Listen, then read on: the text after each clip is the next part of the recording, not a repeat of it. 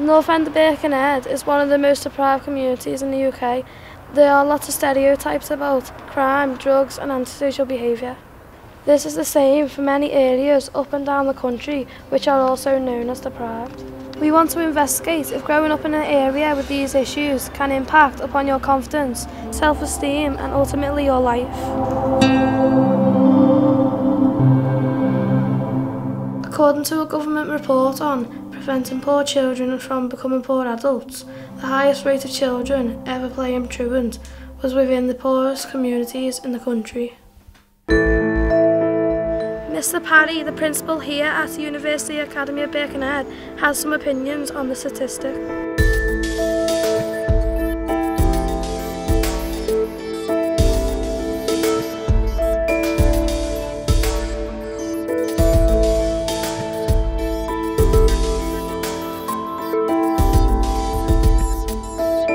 Why do you think truancy is the highest in the poorest people of the country? Poverty and truancy are related, but I think it's quite a complex relationship.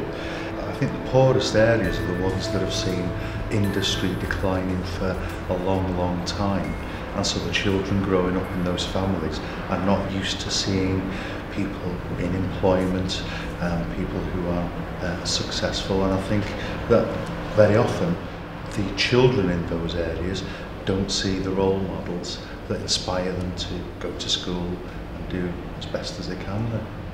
What challenges do you face as a teacher in a deprived community? I think the biggest challenge for us is that we can't take anything for granted. We can't take for granted that our students will have a bag to come to school with. We can't assume that they will be able to afford to buy the uniform or the PE kit. So what we do is we put everything in place to make sure that nobody's disadvantaged. So we do things like we give free music lessons to all our students. We make sure that we provide a bag for all our students so they can always bring in their PE kit or their equipment, the pens, pencil cases, stuff like that.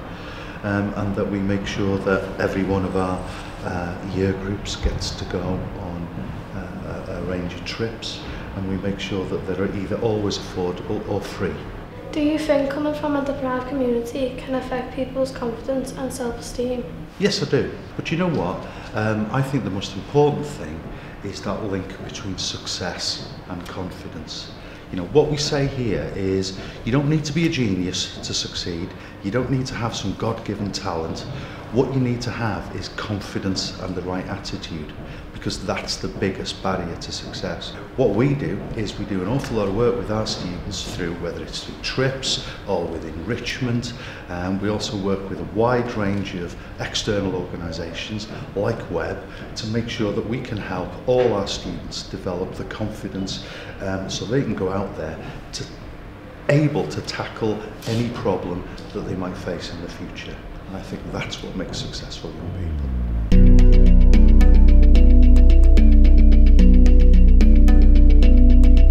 Highest rate of crime between March 2012 and February 2013 was antisocial behaviour. It is assumed that much of this is done by or involving young people in the poorest 20% of communities in the UK. One of the main sources of support of many issues is WEB in Birkenhead. WEB offers support for women, men and children, including WEB's Young Women's Group for girls aged 9 to 18. Hi Amy, so you've been coming here for a few years now. Do you feel where people come from affects their confidence and self-esteem? I think that some prejudiced people can make people feel embarrassed about where they come from, and that might affect their self-esteem and confidence. How do you think where you come from affects your opportunities and activities? I think that if you come from a deprived area, then there's not much money to fund projects, so there really isn't much to do. As a young person, what do you think you would like more of in your area? I attend a group at Webb which helps with my self-esteem and confidence, so I think that if we have more places like that around here, then that'd be a good thing. And maybe more things for men, because there isn't that many around here. Danielle Pilo is the Young Women's Group and Youth Manager for Webb and runs services to build up young people's confidence and self-esteem.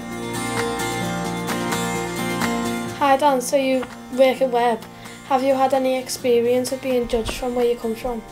Definitely. I came from quite a deprived community in Liverpool, and I think at times I was made to feel embarrassed about where I came from by other people, and I think that really impacted on my confidence and self-esteem. What is the main thing that Webb tackles?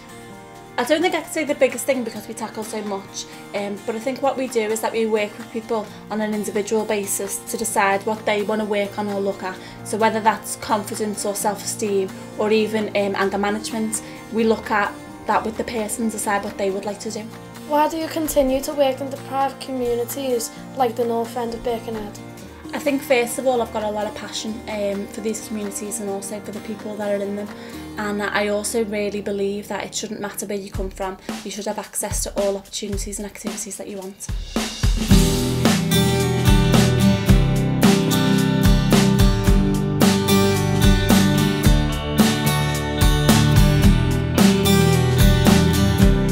Poverty can have a huge impact on people's lives, from their confidence to the opportunities that are available to them.